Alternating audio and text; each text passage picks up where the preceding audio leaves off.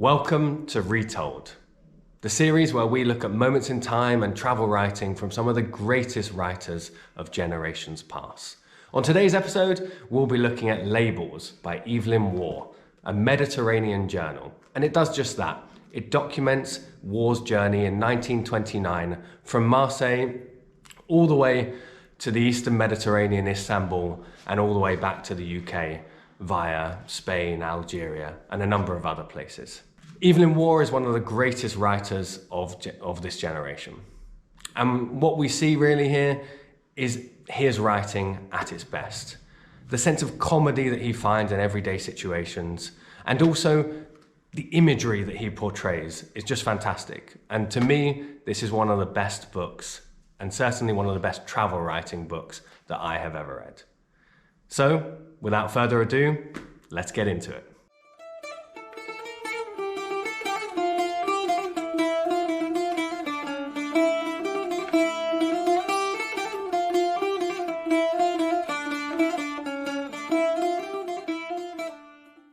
Waugh began his cruise in Monte Carlo, but the actual journey started in London. He took a flight from Croydon Airfield to Paris and took the train from Paris down to Marseille before travelling on to Monte Carlo. Setting out on a cruise ship called the Stella Polaris, he travelled down via the west coast of Italy, visiting Naples, before arriving in Catania in Sicily. From there, Waugh spent a long time at sea travelling to Port Said via sites in Israel.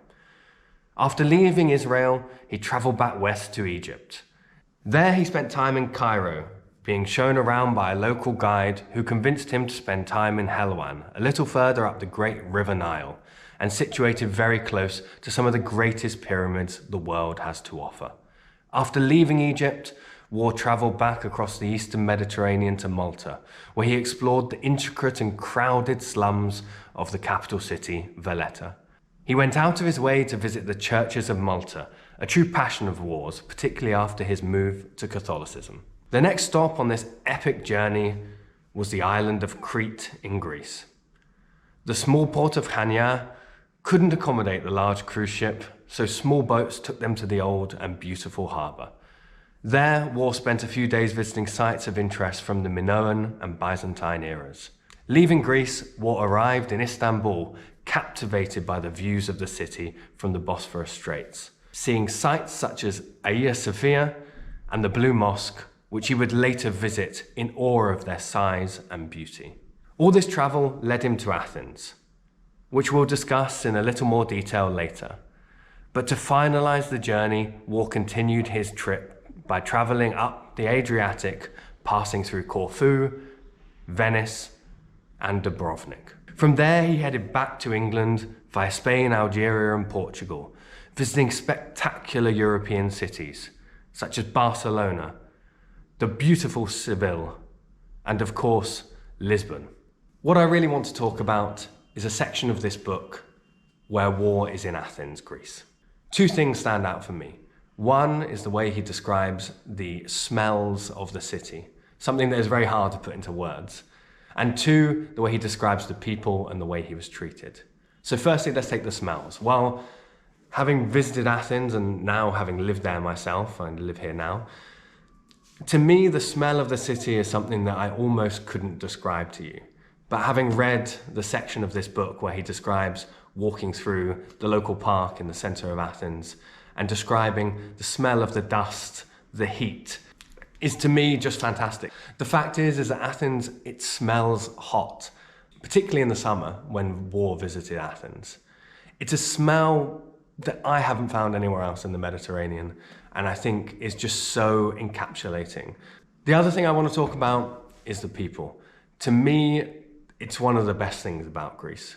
The people and the hospitality they show, particularly to foreigners, is some of the best in the world. The way Waugh describes not being able to buy a drink unless he was given one first and therefore could only reciprocate. The way he describes the people in the local bar being accommodating, even if they couldn't speak English. That to me is the essence of Greece, particularly in the summer, particularly when in modern times there are people visiting. To me, the hospitality shown to foreigners is some of the best in the world. and it's what makes this place so interesting. He talks about here also how the city is alive and that it never sleeps, and that is as true today as it was back then. So who was Evelyn Waugh? Well, he was born on the 28th of October 1903. But he really became a household name in 1945. During the Second World War, he took a break to write his most famous book, Brideshead Revisited. That shot him to stardom and took him into almost every house in the UK. It was translated as well into numerous different languages and made him a popular name across Europe. He was known for two things. One, his comic turn of phrase, and two, for his discussions on difficult topics like the class system in England and also topics such as religion. So, what do I think about this book? Well, to me, there are two things. One, I'm envious, and two, I'm startled by how well written and easy to read it is. The first one, why am I envious? Well, this is a time where if I had a time machine and I could go back to any period of time in the world, this would be it. The interwar years, traveling around the Mediterranean, is just such an evocative time and place for me.